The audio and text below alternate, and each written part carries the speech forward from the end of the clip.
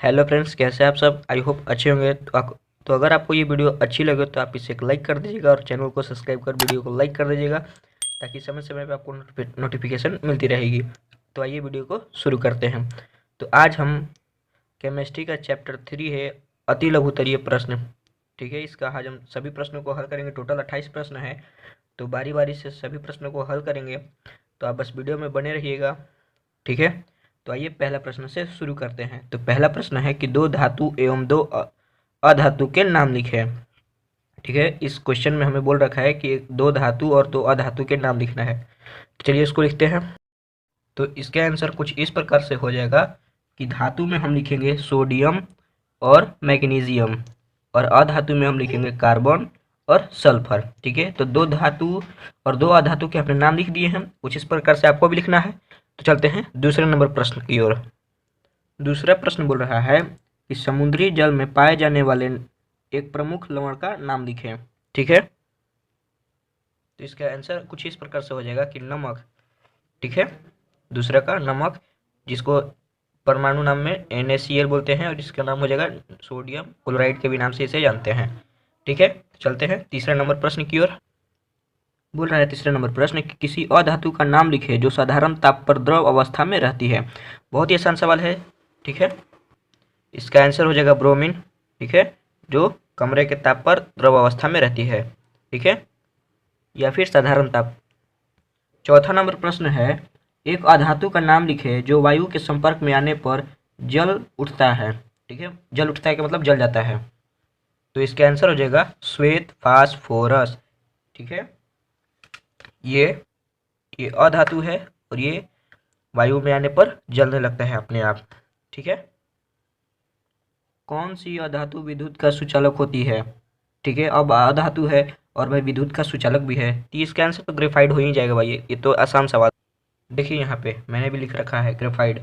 ठीक है, तो आपको कॉपी पे कुछ इस प्रकार से लिखना है ग्रेफाइड। ठीक है, अगला प्रश्न की ओर चलते हैं। छठे नंबर प्रश्न है कि क्या सभी खनिज अयस्क होते हैं। ठीक है, तो बस आपको ऐसे लिखना है कि नहीं, सभी खनिज अयस्क नहीं होते हैं। बस इतना ही आपको लिखना है कि नहीं, सभी खनिज अयस्क नहीं होते हैं। ठीक है, और सातवां नंबर प्रश्न की ओर चलते हैं कि उल्फ्राम किस अयस्क में विद्यमान रहता है। ठीक है, उल्फ्राम किस अयस्क में विद्यमान रहता है, तो इसका आंसर हम कुछ इस प्रकार से लिखेंगे। इसका आंसर हो जाएगा टंगस्टन। ठीक है, टंगस्टन ही इसका आंसर हो जाएगा। ठीक है, अगला चलते हैं आठवां नंबर प्रश्न। आठवां नंबर प्रश्न है कि क्या लोहे में जंग लगना ऑक्सीकरण है। ठीक है, तो इसका आंसर लिख देंगे हाँ, क्योंकि लोहा ऑक्सीजन के संपर्क में आएगा तभी ना उसमें जंग लगेगा। ठीक है, तो लिखेंगे कि हाँ, लोहे में जंग लगना ऑक्सीकरण है। ठीक है, अगला प्रश्न है कि मिश्र धातु क्या है। ठीक है, इसका डिफिनेशन हम लिखते हैं। तो इसका आंसर लिखेंगे दो या अधिक धातुओं अथवा एक धातु एवं एक अधातु का समांग मिश्रण मिश्र धातु कहलाता है। ठीक है, तो हम इसका आंसर इस प्रकार से लिखेंगे, दो या अधिक धातुओं अथवा एक धातु एवं एक अधातु का समांग मिश्रण मिश्र धातु कहलाता है। ये बहुत ही छोटा प्रश्न है, तो आपको याद करने की जरूरत नहीं होगी। 2-4 बार पढ़िएगा, ये ऑटोमेटिक याद हो जाएगा। ठीक है, इसी के साथ चलते हैं इसका 10वां नंबर प्रश्न की ओर। 10वां नंबर प्रश्न है कि अमलगम से आप क्या समझते हैं। ठीक है, तो हम बताते हैं कि इसे हम क्या समझते हैं। तो इसको हम इस तरीके से लिखेंगे कि किसी धातु को पारे के साथ बनाई गई मिश्र धातु अमलगम कहलाती है। ठीक है, तो हम इसे यह समझते हैं, किसी धातु को पारे के साथ बनाई गई मिश्र धातु को अमलगम कहते हैं।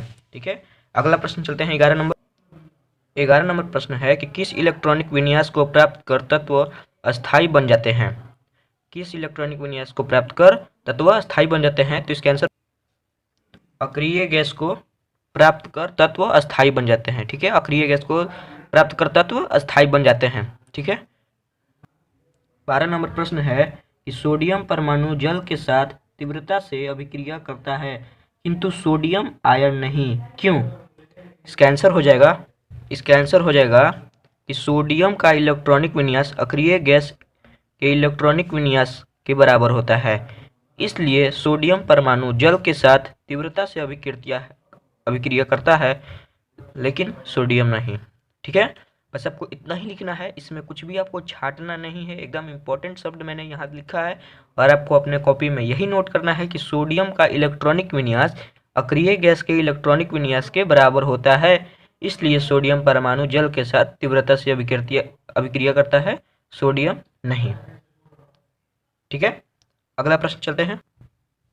13 नंबर प्रश्न है कि आयनिक यौगिकों का द्रव्यमानांक और क्वथनांक उच्च होते हैं, क्यों? ठीक है, अब क्यों उच्च होते हैं ये भी हमको बताना है।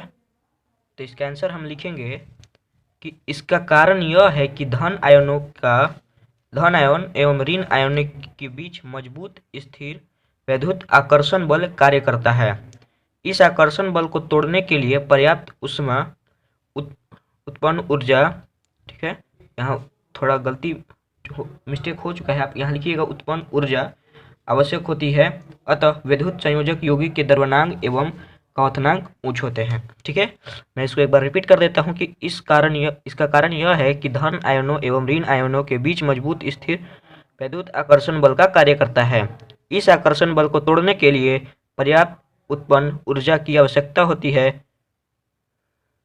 सॉरी, यहाँ उत्पन्न नहीं होगा, यहाँ उष्मा ऊर्जा होगा। ठीक है, आप यहाँ उष्मा कर लीजिएगा। ठीक है, उष्मा ऊर्जा की आवश्यकता होती है, अतः विद्युत संयोजक यौगिक के द्रव्यमानांक एवं क्वथनांक उच्च होते हैं। ठीक है, चलते हैं नेक्स्ट क्वेश्चन की ओर। 14 नंबर प्रश्न है कि कार्बन टेट्राक्लोराइड से होकर विद्युत धारा क्यों नहीं प्रवाहित की जा सकती है।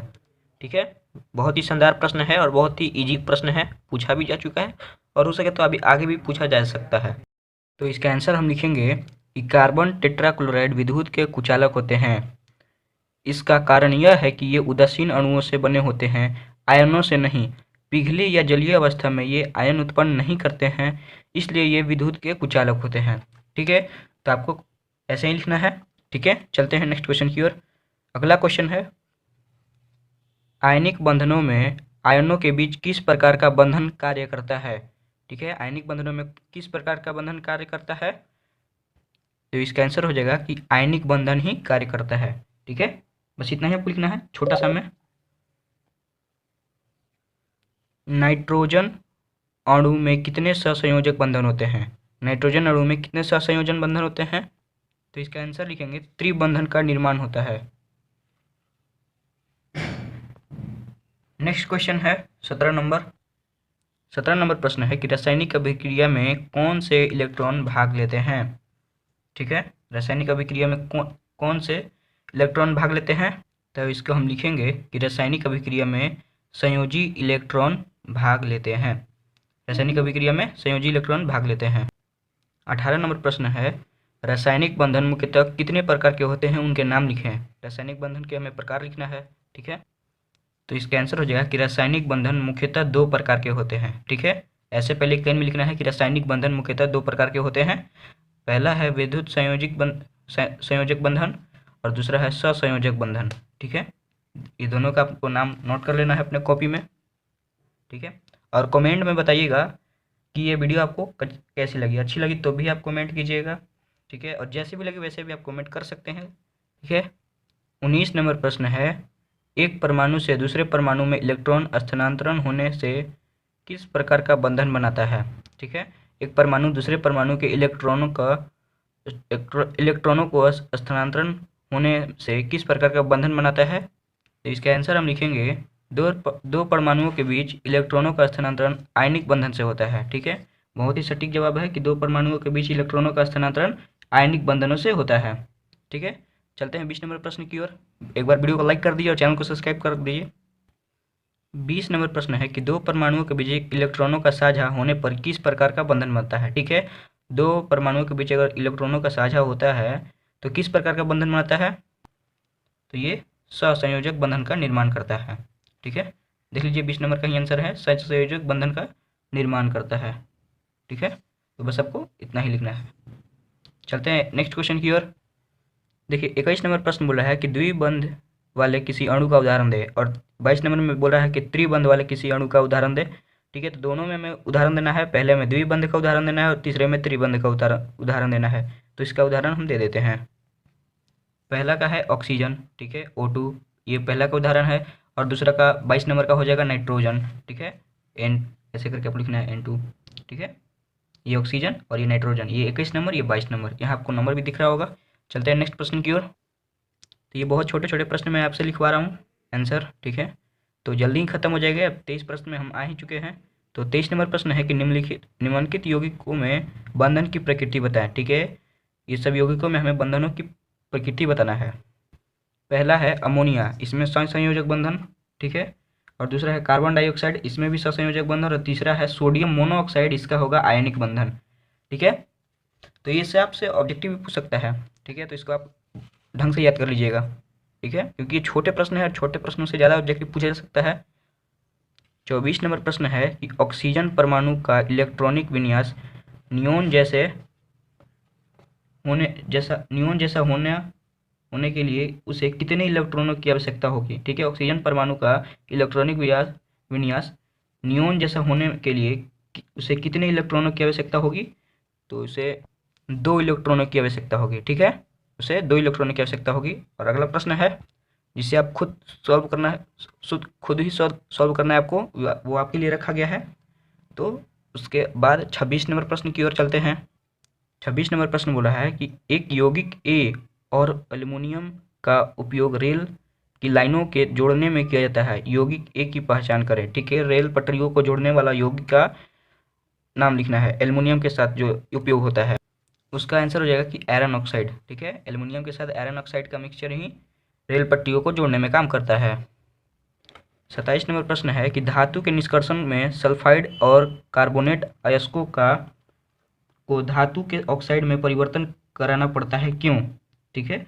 धातु के निष्कर्षण में सल्फाइड और कार्बोनेट अयस्कों का धातु के ऑक्साइड के परिवर्तन कराना पड़ता है, क्यों। इसका आंसर हम आंसर लिखेंगे क्योंकि उससे अशुद्धियाँ वाष्पित हो जाती हैं, जिससे धातु के यौगिक के अपचयन में सरलता होती है। क्योंकि उससे अशुद्धियाँ वाष्पित होती हैं, जिससे धातु के यौगिक अपचयन में सरलता होती है, ठीक है। नेक्स्ट इस सेशन का लास्ट प्रश्न है 28 नंबर, एकदम लास्ट ही प्रश्न है। इसके बाद कोई आगे प्रश्न नहीं है, तो उसको भी हम देख लेते हैं। 28 नंबर प्रश्न है कि उस मिश्र धातु के नाम लिखें जिसका उपयोग विद्युत तारों को जोड़ने में किया जाता है, ठीक है। और तार जोड़ने वाला मतलब अब इलेक्ट्रॉनिक शॉप पे गए होंगे तो विद्युत की जो उपयोग उपकरण है उससे किससे तार जोड़ा जाता है, सोल्डर मशीन से भाई। देखिए यहाँ पे भी लिखा गया है सोल्डर, ठीक है। तो बस 28 प्रश्न क्लियर हो चुके हैं, ठीक है। और आगे लघुत्तरीय प्रश्न है, अगर आपको देखना होगा तो चैनल को सब्सक्राइब कर वीडियो को लाइक कर दीजिए। नहीं भी करोगे तो आप मेरे चैनल पर जाकर देख सकते हो, वहाँ पे वीडियो मौजूद है।